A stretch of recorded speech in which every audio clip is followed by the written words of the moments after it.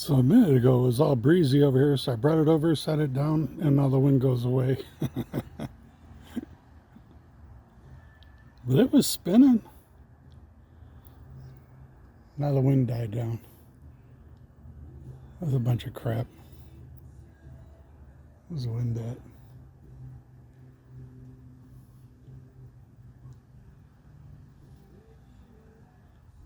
All right, here it comes.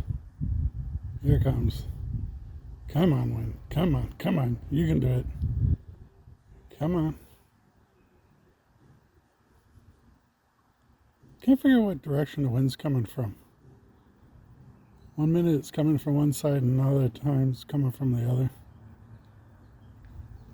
Hold on, I'm gonna move it. Put it on. I'm gonna put it over here. There she goes, there she goes.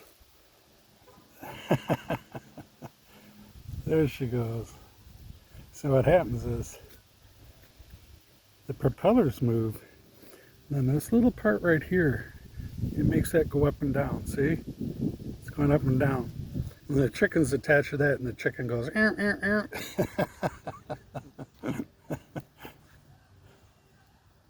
There it goes. Oh, it's going backwards. It moves really smooth. Look at it. Look, look, look, look. Now look in the back. Can you see the crank? See the crank going right there? Watch the crank. When the wind goes, the crank goes up and down. That makes the chicken. That makes the chicken peck. So far successful. The chicken is done.